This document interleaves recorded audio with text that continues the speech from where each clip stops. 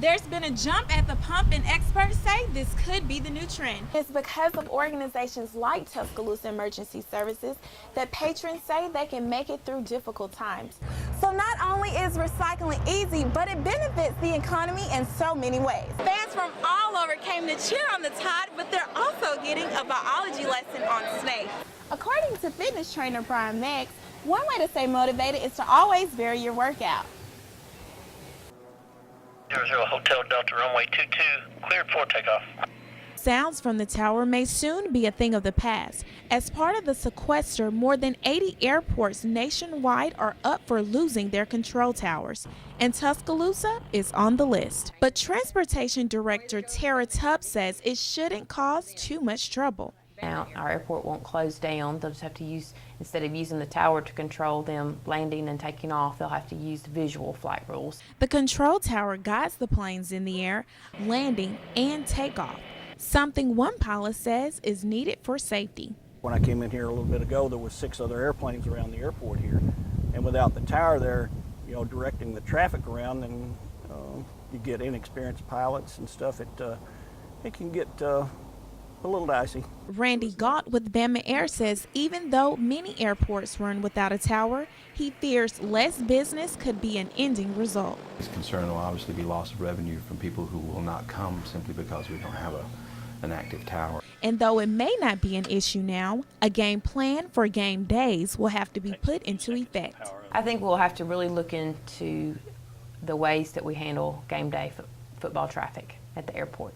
There's some games that we can have several hundred planes land out there, so we're really going to have to look at a detailed safety plan for how to handle that if we don't have our tower. We're really pulling hard that they come up with something to keep our tower open. And we know all the tower guys too. That's going to be it's devastating for them. They're losing their job, so we're pulling for a better action. I hope something else comes up to save the situation. A solution that may be far off in the distance. Reporting in Tuscaloosa, Lauren Woods, WVUA News.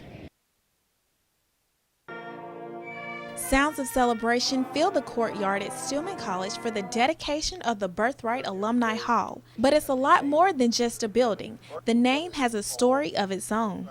The Birthright were slaves and very much interested in education and Presbyterianism. Charles and Betty Birthright were both freed slaves living in Missouri who had a passion for education.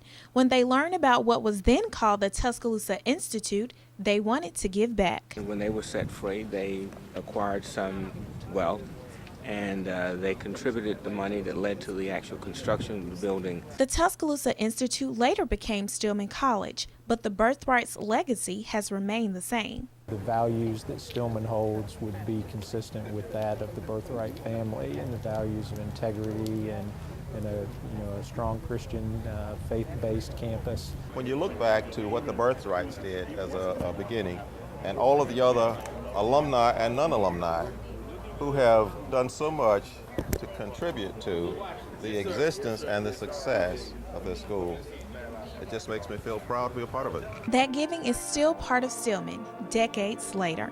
Reporting in Tuscaloosa, Lauren Woods, WVUA News.